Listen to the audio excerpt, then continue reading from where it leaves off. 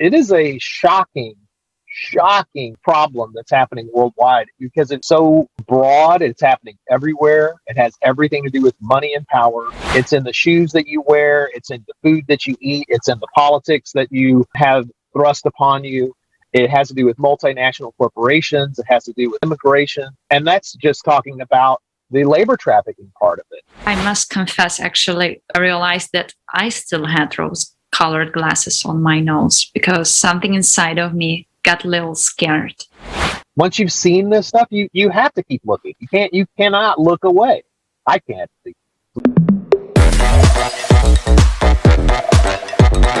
Welcome, everyone. Welcome back to another episode of TikTok Talks. I'm your host, Jason, and today my co-host will be Olga. And we have a surprise guest for you today. So please, Olga, take it away. Thank you so much, Jason, for introduction, and I welcome all the guests who are watching this video. Today we have a guest from USA, Billy Joe Cain, a 32-year-old veteran of the interactive industry, how he calls himself, learned about grooming because his children were being manipulated by his boss, a friend he'd known for years. Now he's teaching others to stay safe from these victimizers through interactive education. For his nonprofit, Radical Empathy Education Foundation, he developed an immersive virtual reality experience, which in 15 minutes demonstrates how anyone can be psychologically manipulated into becoming a victim of a human trafficking. Please welcome Billy Joe at our show. Hey, thank you so much. I'm really excited to be here.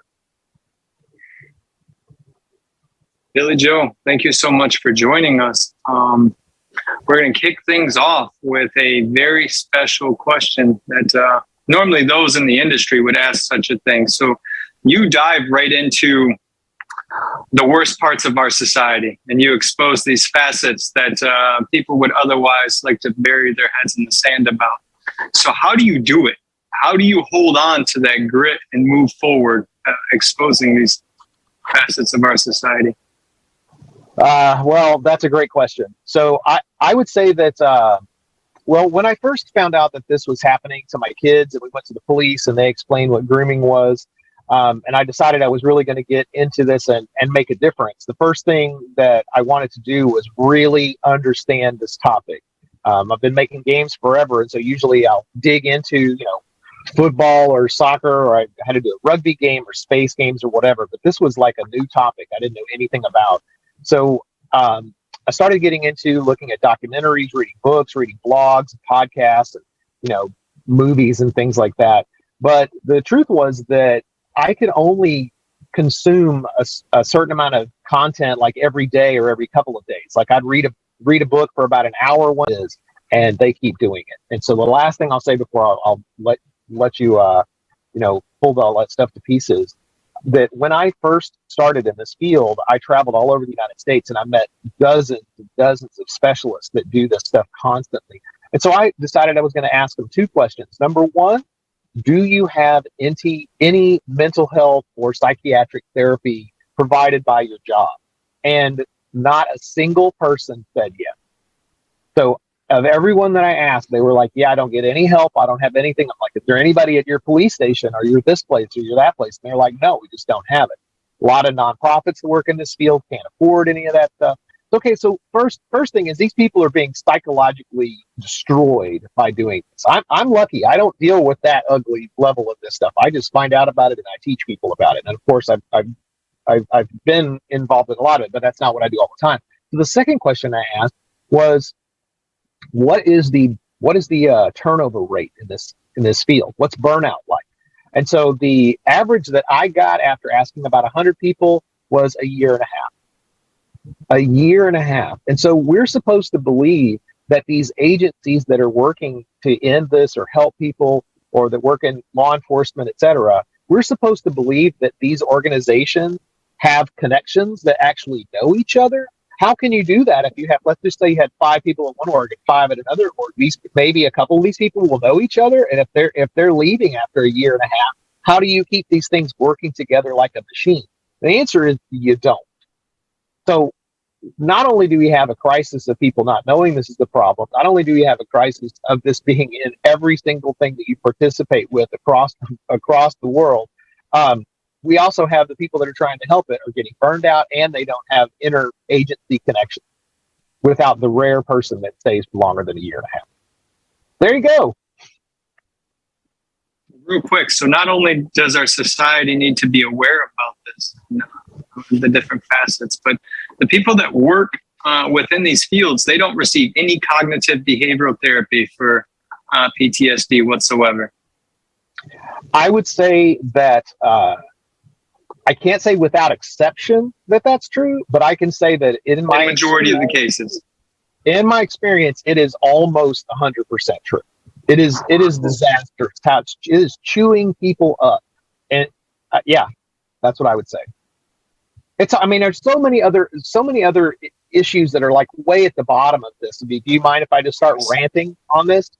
So normally people teach because they understand a topic, or they can go learn a topic and they can figure it out and they can move forward, right?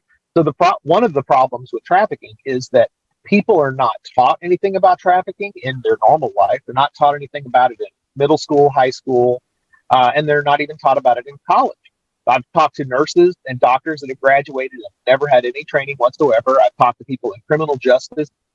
They've never been taught this stuff. And of course, there are exceptions, and everyone that's working in this field is an absolute hero. Don't get me wrong. But when it comes to the rank and file people that are graduating, they are not getting this education. And so one of the problems with that is that since they leave school and don't get that education, maybe they'll get it in an annual training, but they don't feel confident in their knowledge of the material to teach it. Now, I can rant about this forever on high school levels, but I'll be more specific. My partner, Dr. David D., he's a professor in Chicago. He has 2 different universities he works at in criminal justice. And the thing is that he has been worried about trafficking since forever. So all of his projects ever have been on trafficking. And one of the papers that he wrote, his big dissertation, was on the quantity and quality of material that's being taught in criminal justice about human trafficking. And he did a breakdown of all their textbooks and all of the materials. He did interviews with the teachers. And his takeaway, and of course, he has this paper that, once it's being written up right now. The takeaway is that there is no requirement across the board for people to learn anything about trafficking. In fact, I have an entire blog post that was written by one of my advisors on each of the United States, which states have training, which states don't, so you're not required to learn it, and they're not required to teach it. So they may spend 6 months teaching somebody how to do a traffic stop to write somebody a ticket, but they spend 0 minutes on teaching somebody how to stop trafficking. I don't understand how they have this so backwards. And then the last thing I want to add about that is that, when we think about trafficking, and I'm not talking about domestic minor sex trafficking, which is an enormous problem, obviously, but I'm thinking about labor trafficking. I'm thinking about agricultural trafficking. I'm thinking about people that work at carnivals and all these other things that are happening everywhere. The people that are supposed to stop that, they're not like federal agents that wear a special suit and walk in and check people's paperwork. This is supposed to be done by local law enforcement. So if you think about just the system, do you really think that somebody that has a giant agricultural, business, making millions and tens of millions of dollars in their small community, do you think that person is going to go over there and break up that trafficking that's happening in their area so that it destroys those small field or small farms? And then if you think about it even bigger, if you watch Super Size Me 2, Morgan Spurlock does an expose of the agricultural business and how big ag works and how the farmers are at the bottom of this thing and they're being trafficked because they have to put themselves in a debt to buy all the equipment so they can grow all the animals. And then whenever the people that I would call the victimizers, which is big ag, when they want to mess you over, they want to affect your yield. What they do is they give you crappier eggs from the chicken farms. So they know that you're going to get crappy eggs, so they're basically punishing you. So why would local law enforcement that aren't being trained about trafficking, and they know these people personally, and they know that it affects their entire areas, why would they even do anything? So the system itself is completely broken from the time that somebody is supposed to learn about how our world works and our economies work and capitalism works, starting probably in middle school. And I'm just talking about money. Then you've got nothing's happening in college, nothing's happening in the field that are out there. Again, don't get me wrong. There are some places that are amazing places. And there are amazing people working in this thing. But when you look at it as a whole, we're not doing much, if anything. And when you take a bigger step back, everything's just getting worse. Nothing is getting better. And then when you want to talk about sex trafficking, the explosion of what is going on right now all across the world, with people that are being trafficked by strangers, or people that are being trafficked in their family, or being trafficked by their friend. This is outrageous. I mean, we have high schoolers that are pimping out middle schoolers, and middle schoolers that are pimping out other people. I mean, this thing is like a cancer, because once somebody gets in and they're under somebody else's control, sometimes what they have to do is they have to go find someone else to bring them in. So the whole system just is self-perpetuating. And then, okay, so now that you've heard all of that stuff, when you look at the number of cases, prosecutions, and actual convictions and people going to prison, the number is unbelievably small. Just it's incredibly small. And so it's like, who's getting arrested, who's getting prosecuted, and who's being convicted? And the answer is almost no one. So for people that understand about what trafficking is, you're not taking a drug, you're not growing a drug and messing with that drug and processing that drug and packaging that drug and moving that drug and then finding a customer and then selling that thing, where you see it all the time and it's a one-time thing. You take it here, it gets consumed, and that's it. A person is used over and over and over and over 20 to 30 times a day, 7 days a week. These people make tens, hundreds of thousands of dollars off of each person per year. The International Labor Organization that looks at it for the entire world, they have an estimate of $150 billion per year that's being basically taken by these traffickers. So how this problem is ever going to get any better only starts with awareness that it's real, and then teaching people what it is. So I could continue, but maybe I should let you ask some questions, because I will talk about this. Thank you so much, Billy Joe. It's like, I don't know, 10 minutes, whole introduction into this area. And I think even a viewer who never heard of human trafficking now has an understanding that, first of all, it's a huge business. Second, it will never stop in the consumerist format of society. And third, everyone is vulnerable to be a victim of a human trafficking. It doesn't matter on your status, social status, richness, power, anything. Even your kid can get kidnapped and be used in any kind of this dark area of our society. Thank you so much for detailed information, and also for explanation, like how the system works. From what I've heard, that it's really a business, it's a huge area, and it's a system which is rotten from the beginning. So for even a viewer who hears it for the first time, I think the question will be like, it didn't happen accidentally. It feels like the system is very organized, actually. It cannot be just accidentally appearing that everything is working like a clock and this area becomes the biggest source of income in the world. That's statistics, actually. And for example, child trafficking, the number of children getting trafficked raised tripled over last 15 years. So someone wins on it, right? And it's actually a rhetorical question. I offered to watch our first video. Maybe after that, we can discuss a little wider this question.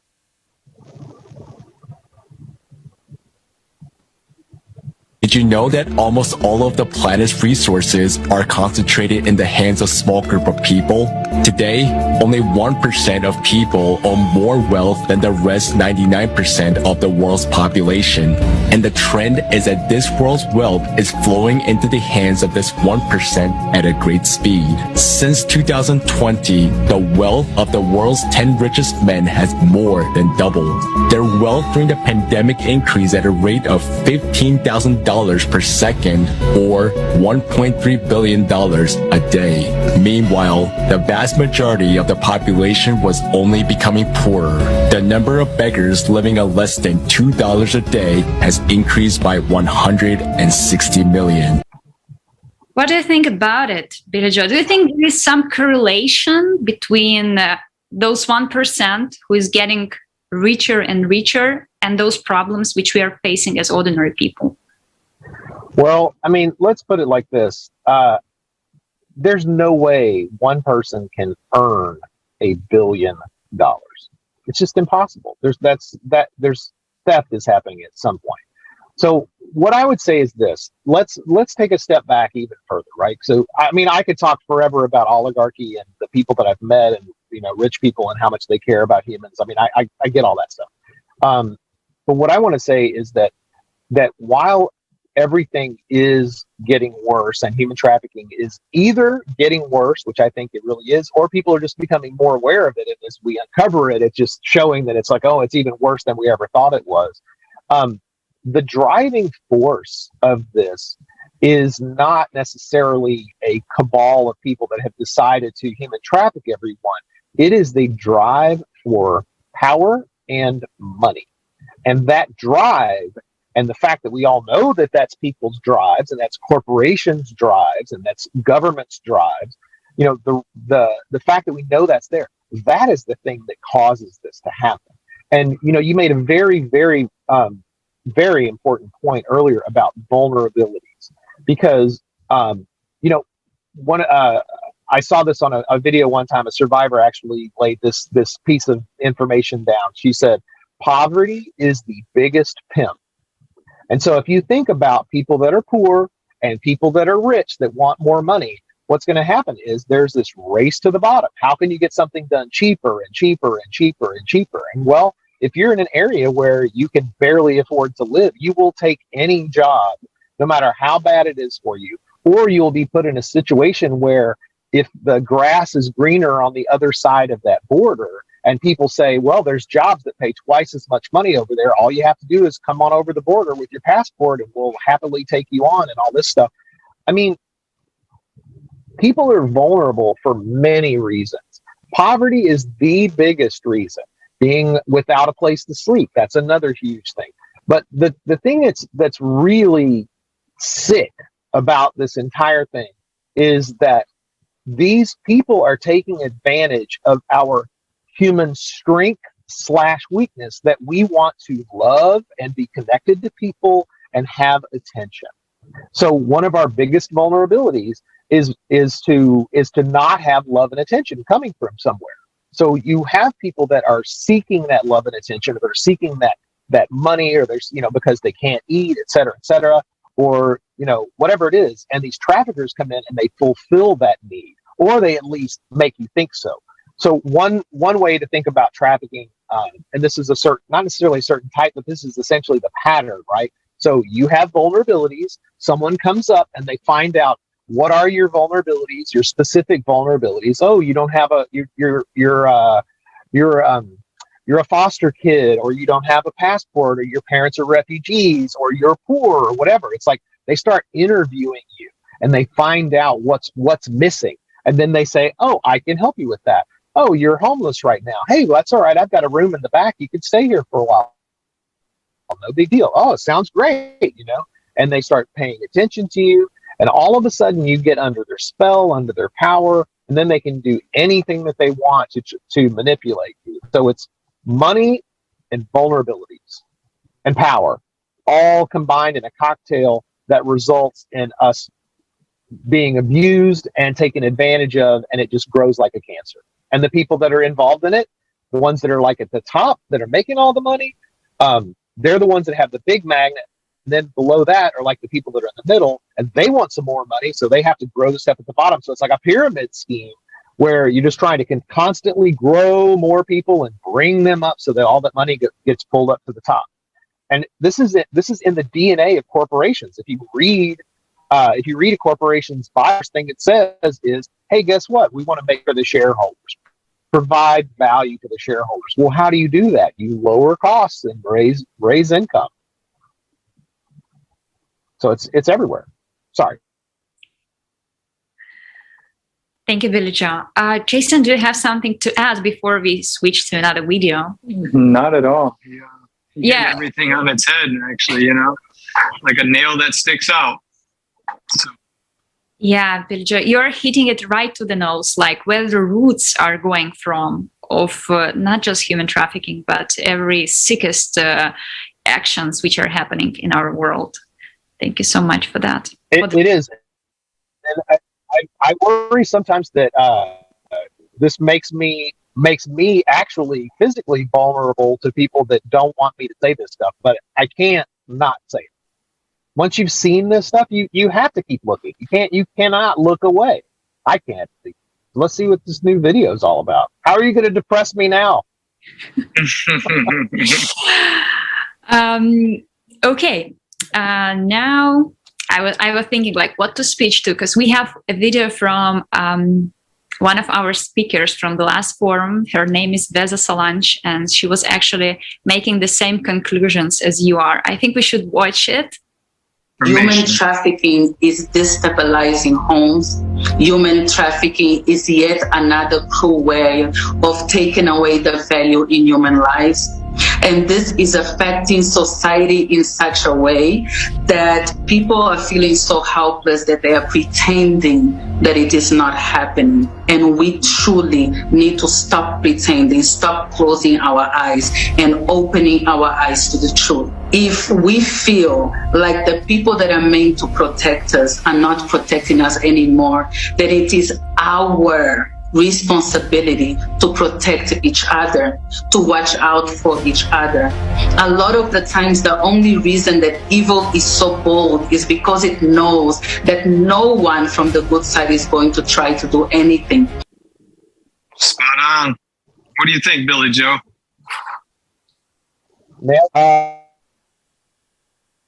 Nailed it. That's that's part of my mission is not just to teach people how to keep themselves safe, but it is really to try to open people's eyes to the evil of what's going on. I know I was mentioning earlier that I read constantly every day. I read probably 12 different news articles from all around the world about what's going on in trafficking, and I post them on all my own social media. One of my friends, when I first started this thing, he goes, why are you choosing human trafficking? That topic is radioactive. And I was like, well, that's really why, because it's radioactive. We have to talk about that are that broken. And so I post stuff on social media constantly. No one cares. No one. I mean, it approaches zero. So it's so crazy that there are so many things that are going on around the world. I mean, like entire, look what just happened in India. Those floods, how many of those people do you think are going to get trafficked after that thing? They don't have anywhere to go. They don't have any jobs anymore. They don't even have buildings in their city. So it's like, and look what's going on in Ukraine, every other country in the world. I mean, there's some countries where their culture, their family culture is to have a child to give away or to sell, having to sell their children's kidneys and organs. It is so ugly. And how do we get people to look at it? I quite frankly, my partner Dave and I, we talk about trafficking so much that people just don't want to hear it. That they just don't want to hear about it. They all want to pretend like this stuff is not happening. And these are like people that I consider to be smart, wise, intelligent, bright people that care about the universe. But when I start, I'm just like going, hey, let me tell you about that food that you're eating. Let me tell you about where that came from. Let me tell you about who processed that seafood. Let me tell you about what's happening in that battery that you have right there, where that stuff came from. All this green revolution stuff that I want to believe is going to make a difference. Where do you think they're going to get all that cobalt, all that nickel? I mean, who do you think is picking all that stuff up? That stuff is not being processed by adults that are being paid, regular wages that make any sense. I mean, like, I look around my car right now and I feel horrendously guilty. I mean, like, we don't even know where cotton comes from, for crying out loud. But they've mixed it in, so they now have they have all the different producers, and those producers, they bring their stuff to one place, who mixes it all together. So then all of a sudden, part of the stuff that you're owning, that you're wearing, could have been made by slaves. shoes, pants, ink, food, electronic, batteries, and then none of that has anything to do with sex trafficking. And that's all anybody thinks about when you say human trafficking anyway. So it's like, wow. And then we're not even talking, we haven't even gone down the line, organ harvesting or child soldiers or child brides. I mean, like in America, almost all of the states still allow you to marry somebody when you're, under 18. And it's like, what is that if that's not trafficking? It's just like, it's ridiculous. All right. Thank you, Billy Joe, again, for this truth. And, I feel like you're doing someone's job. Someone's who really doesn't do enough. So, but I don't remember the name. Let's watch a video. Maybe it will tell us what it should be.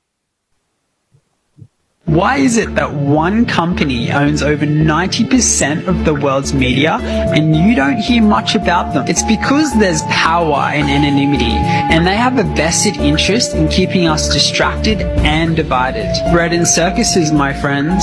If this company barely features in print publications and news media, it's because they want it to be so. So naturally, this is where we must lean in because we are curious truth warriors.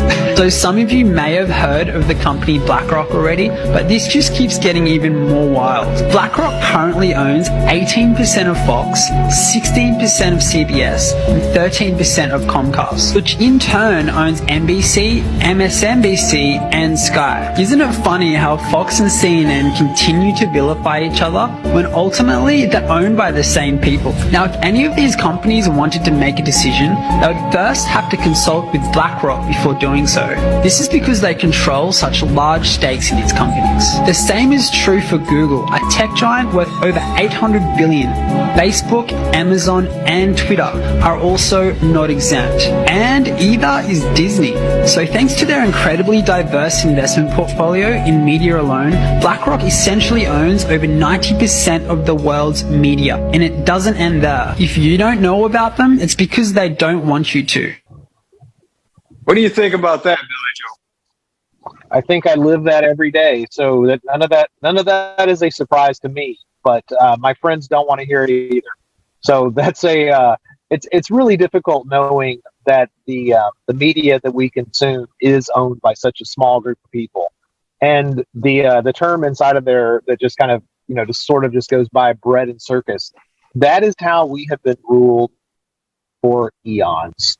It's never going to change, I don't think, because they have too much power. So, what do I think?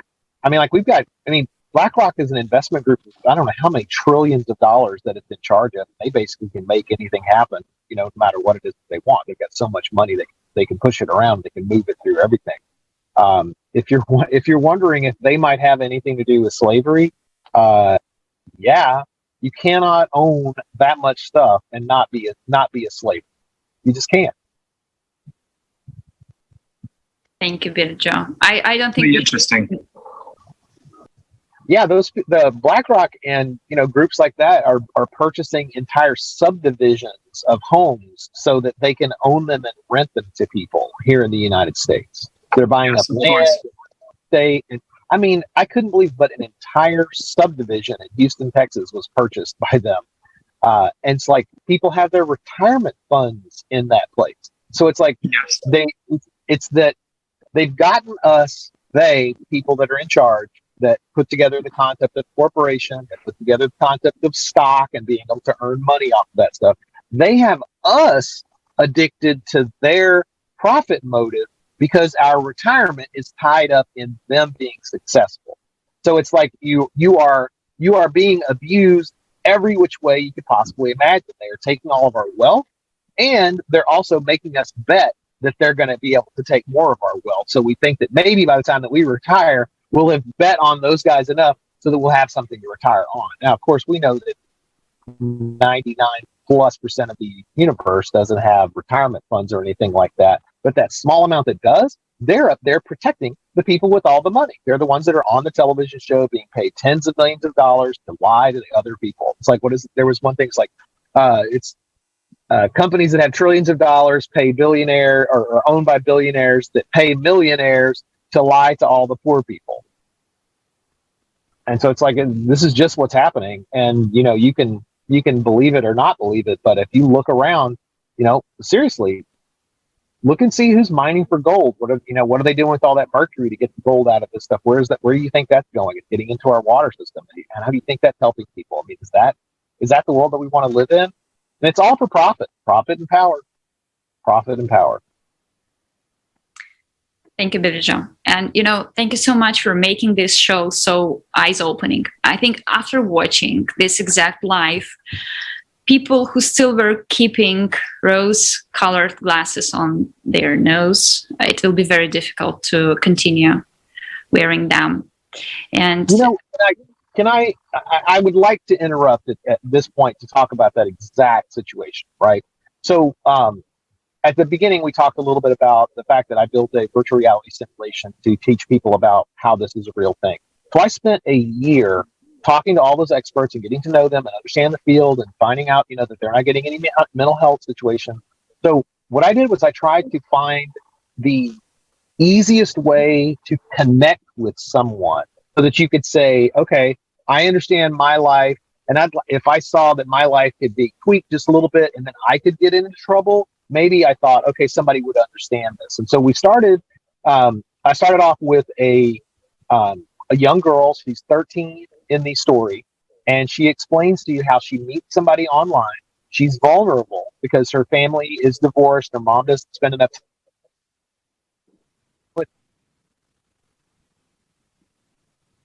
explained inside the story. And so what happens is her vulnerabilities are, I guess you can say, promoted on Facebook. So she's up on her social media and she's talking about her problems, how she had a fight with her mom. Well, this person, because she has all of her stuff open and not private, finds her, talks to her about it, does the interview process, finds out exactly what her problems are, then starts promising it to her. And this situation is referred to as a Romeo pimp. So this is someone that comes in and they're friendly and they convince you that they're in love with you and they're going to do things for you and buy you things until it's time for that switch. And so this guy just sinks these hooks into this young girl. And by the time that he tricks her into sneaking out for the umpteenth time, that's when he strikes. So he turns her against her family. Anyway, the point is, I could talk about that, I think, for a week. But the point is that experience takes 15 minutes and it's completely interactive. So you have total agency. This isn't a movie. It's a full-on 3D, interactive story that you can do anything in any order that you want to.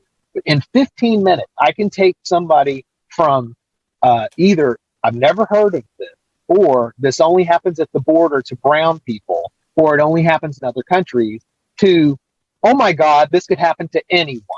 My virtual reality experience will rip those rose-colored glasses right off of anybody so that they're actually ready and willing to ingest the fact that this is a real thing and it's happening in their real neighborhood to real people by no fault of their own, just because they're human beings. And because we want love, attention, and affection, these people are using that as a lever to get what they want. And by the time that we're getting what we want, all of a sudden now the trap is sprung and we can't get out of it. And I would love to offer anyone here, go to Reef Cares, that is REEF CARES, Radical Empathy Education Foundation cares.org. Email me and I will find a way to help you get our virtual reality experience. And if you want to use it to train, I will help you become a licensee. And if you want to learn more about human trafficking in general, if you contact me, I will get you hooked up with our online course that's provided by another company that I run called PBJ Learning. I am committed to this mission, and I will do anything to educate people. And I'm telling you, once you take that VR headset off, you will see. We had a very conservative Texas legislator actually used the experience of he had been really anti-trafficking and been putting money towards the border. When he took that headset off, the first thing that came out of his mouth was, "Did you know this could happen to anyone?" And I was like, yes.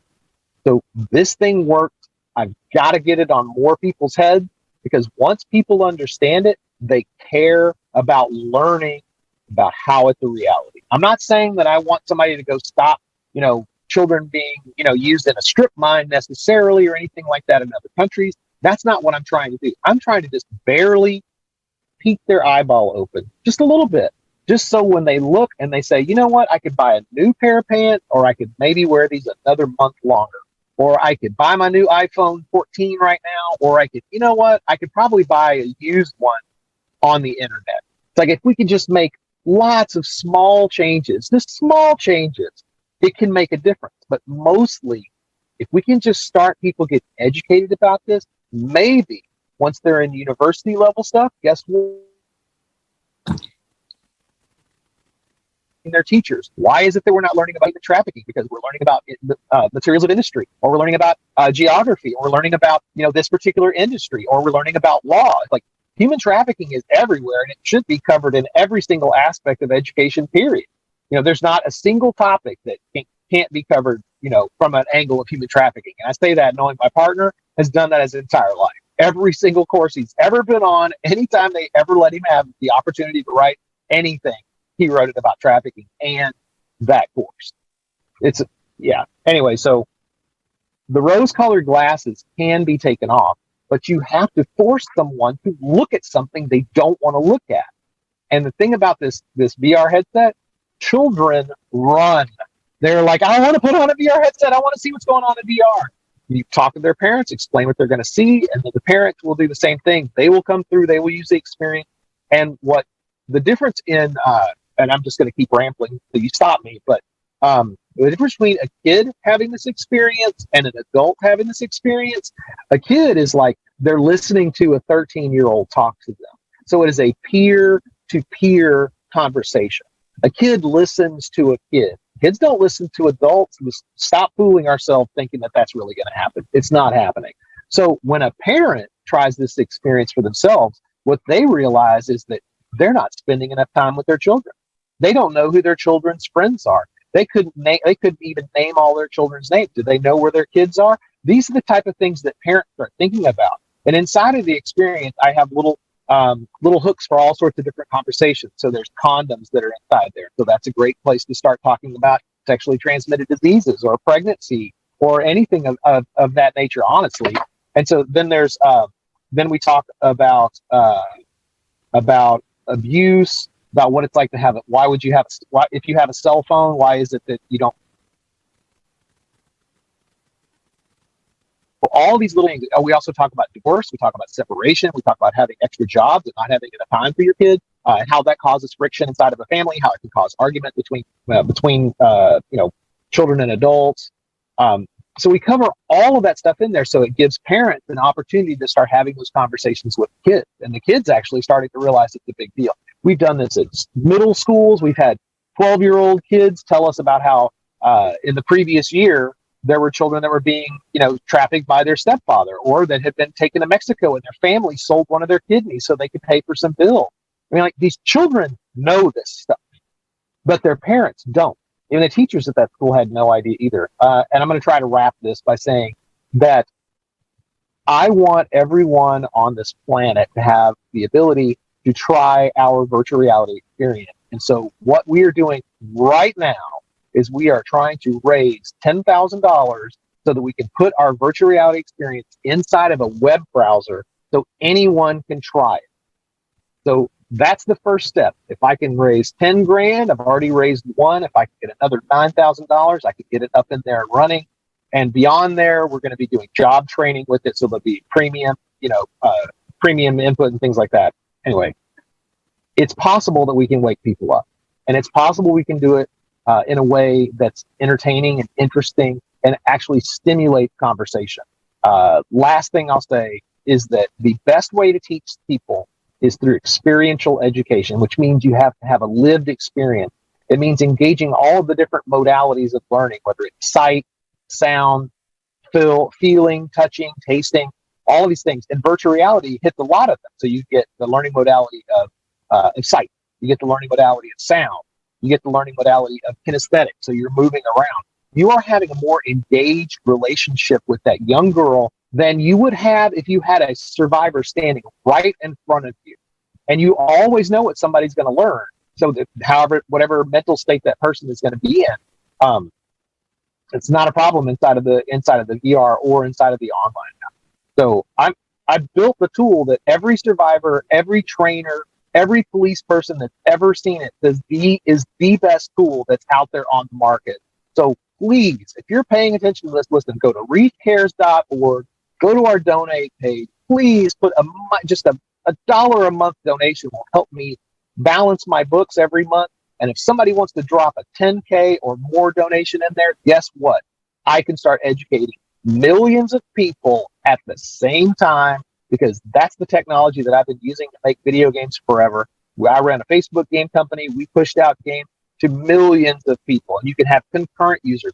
We can do this, but I need some funds to back up what I've already built. It's already being used in universities, high schools, middle schools, criminal justice, and it's being taken around America right now with three different, the other one hasn't been announced yet, but 3 different nonprofits are taking it around America and showing it in the smaller towns. And every time they get to a town, somebody else wants to use it. So we're growing, but I need to grow faster. So please help.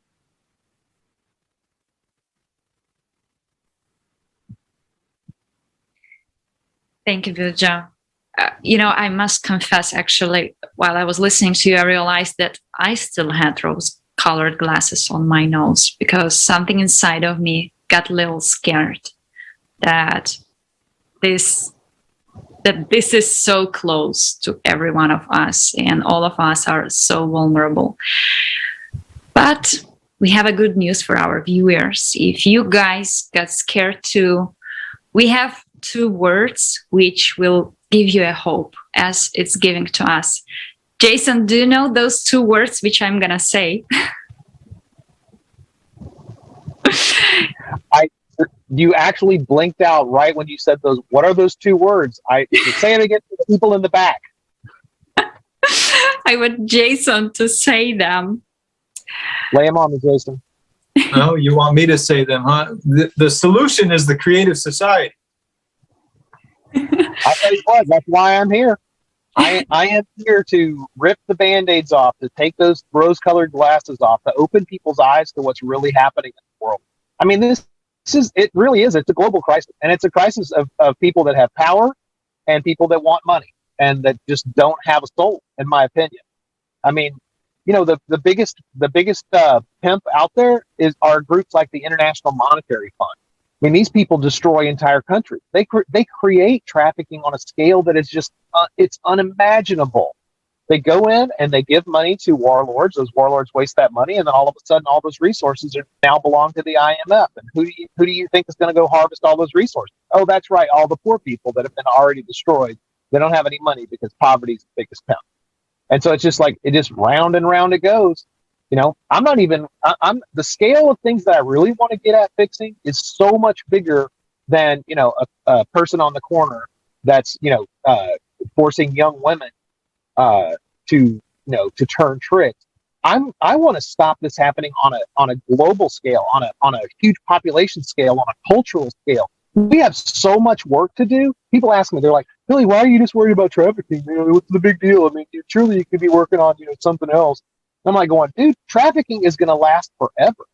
I mean, the money that's being moved around, the finances that are happening through the major, the banks, even all of these banks, they run money for the cartels. This is known that they're too big to fail. So we let this keep going. We're off the charts. And it's going to take all of the peasants understanding this is really happening before we're going to make a difference. So I want to spark this thing up. I got to get this experience inside of a browser. I've got to wake people up to this topic. I've got to get this education out there. I'm involved in a number of different coalitions all around the state of Texas, and I participate with people that have organizations all over the world. And I see people that they have a horrible situation, a horrible life situation that got them into this, whether they were fleeing a country and being chased up into a tree by a jaguar and held all night long there. I mean, the stories are just, they're horrendous. But what happens is these people will manage to get to the top of the food chain as far as education goes. They may get all the way up to the United Nations. And they put together all this paperwork and all these resolutions and all this documentation saying if we could just do these very simple things, we could make an enormous difference.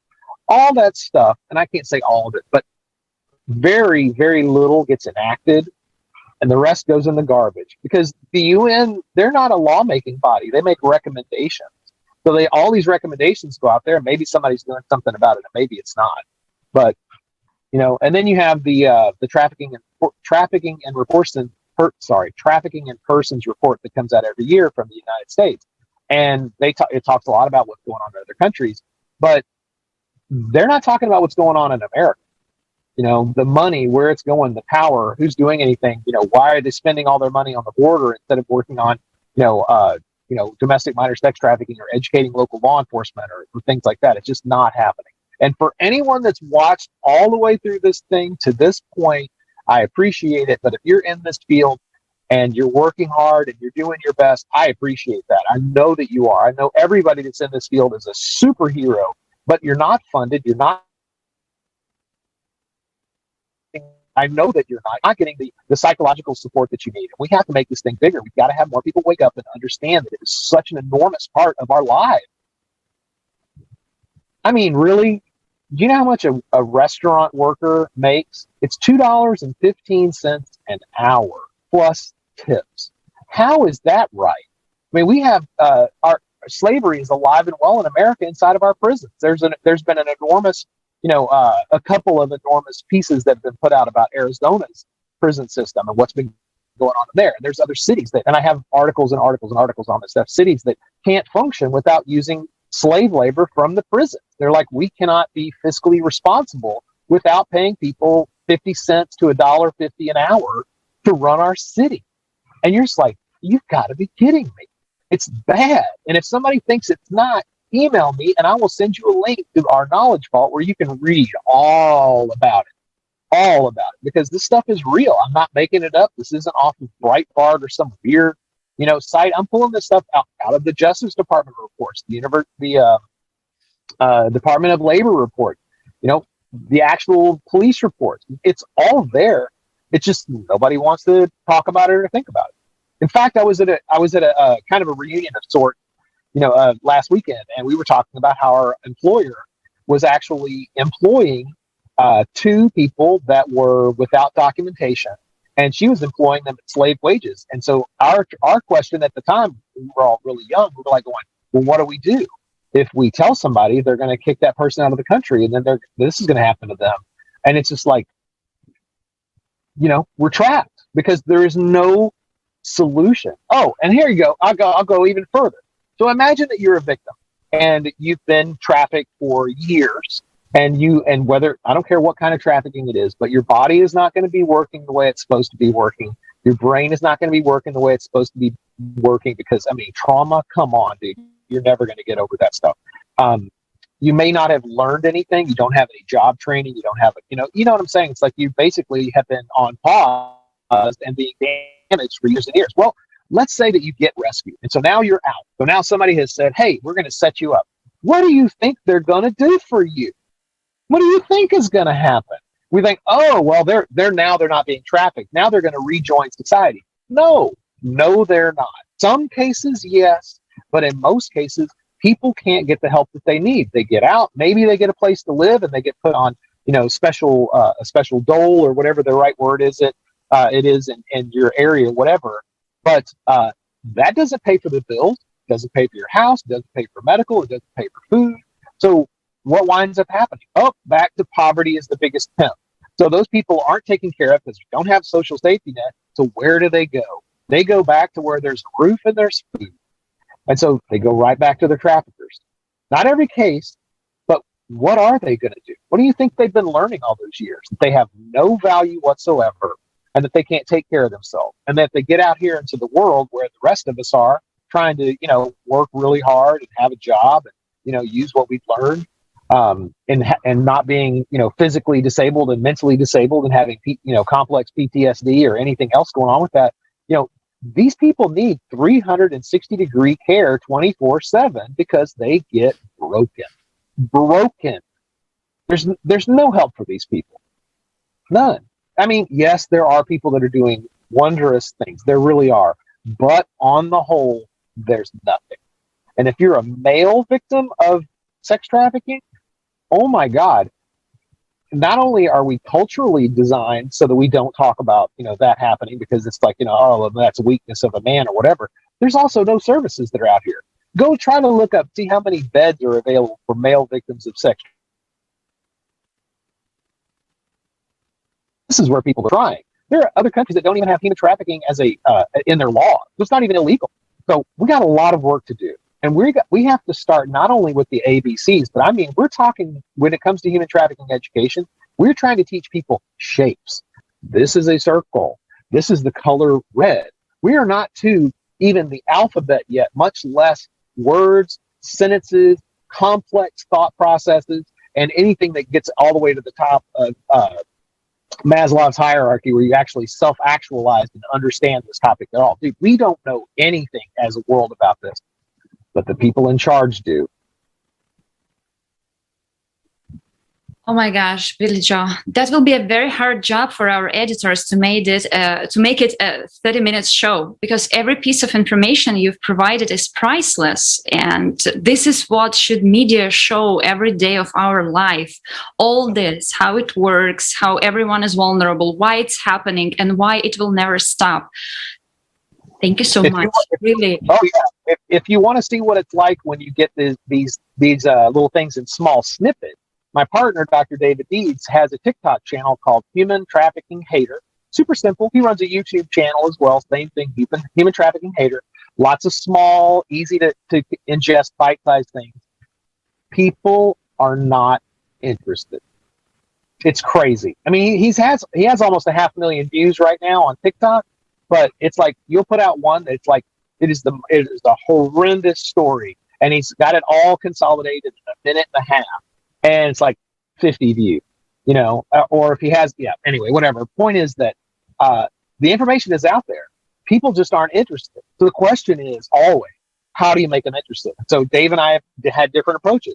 I met him because he did his YouTube channel. I was like, this guy's cranking out awesome content. He's questioning the whole system. I love this guy. I have to meet him. And that's how we wound up meeting. So now he's doing the same thing on TikTok. He sits in his car, just like I'm sitting in my car right now. He's waiting for his kids at school. So he does a TikTok video based on an article that's on our blog. So he's like going, oh, okay, all right. I got 5 minutes. I got 3 minutes. Okay, I'll do a video. So we're trying. We're putting this stuff out constantly. I mean, there's no better place to go than the PBJ Learning Knowledge Vault. I put everything together there. No advertisement, no nothing. I just pull all of the stories out of the media, put them right in there. Almost no view. Almost nothing. It's like, I don't know what the answer is. We're on it all the time. I tweet, I Facebook, I blog post. Dave does TikToks and YouTube videos, and we work on our course, and we push this, and we have VR, and we're working on more VR stuff, and we're working on more online courses. And it's just like, how are we going to do this? But I will tell you that this is the thing that if it sounds hopeless, don't hear that. You're just hearing my frustration, because the people that have used our product, our VR product, and our online education, of course, our certificate level course that's interactive, and it's 6 times more engaging, according to Carnegie Mellon and all the studies, that interactive is 6 times more effective than passive, like watching a video and reading something. The people that go through our course, the people that use our VR app, their lives change. I go to events like one time, a year after year, the same event, South by Southwest, a bunch of gaming events. The families that go through our experience come back the next year, and they tell us stories that will break your heart, that are just so beautiful. They'll come in and they'll say, I really didn't think much about this experience, until I realized that I didn't know who my kids' friends were. So they actually wind up and they learn who their kids' friends are, and then they put their family in therapy, and they come back. You changed our entire family's trajectory just in 15 minutes. I'm telling you, this stuff works. It is one of the answers. But if you want to get people to rip those glasses off, this will do it. So people are making a difference. It's just too slow.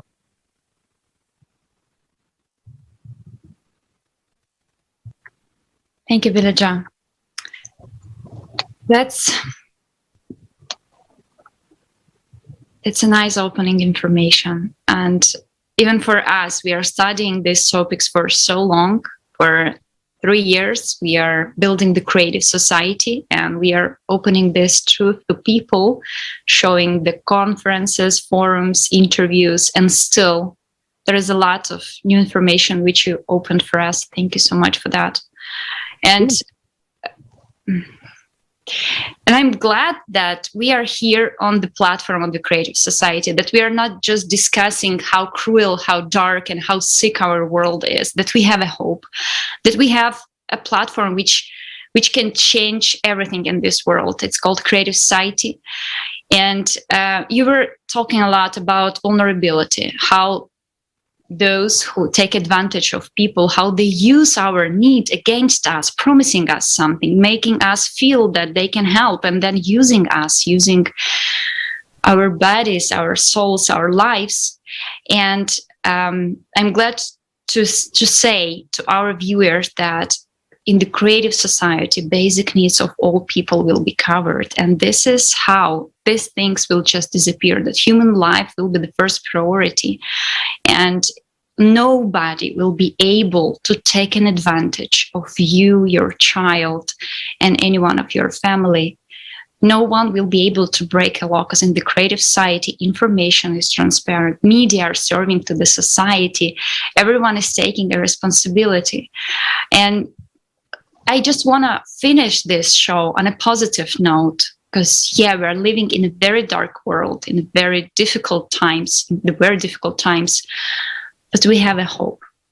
Let's watch one last video, and I invite everyone to learn more about the Creative Society. Did you know about the Creative Society project that unites people all over the planet to change a world for the better?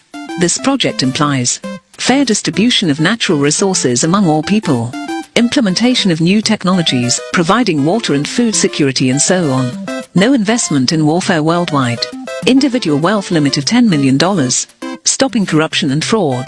Using released money to improve the quality of people's life, such as universal basic income for all, free housing, free healthcare, free education.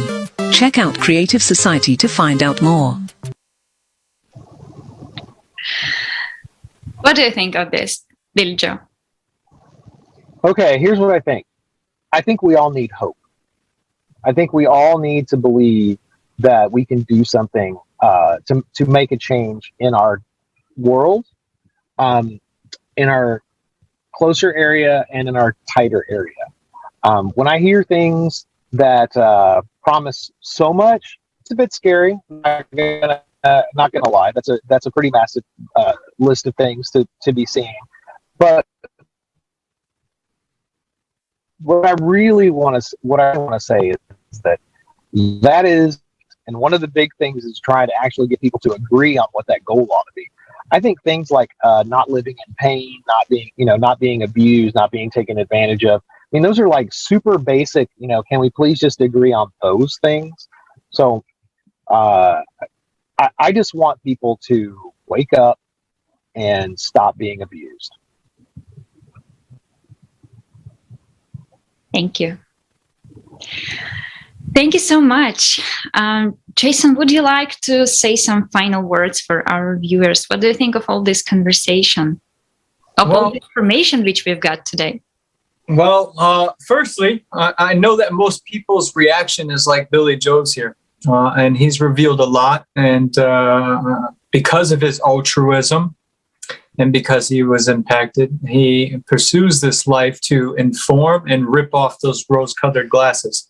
So I'm going to do the same for you all about Creative Society, because for whatever reason, our brains have trouble bridging this gap of disparity between who's in charge in a corporation versus who's in your household. So I'm going to start with that. The people who want the Creative Society is all of us. And the people that can make the change is all of us. There's no one that needs to give us permission to do that. As a matter of fact, most constitutions guarantee this. Specifically in the United States, it's the core democratic values.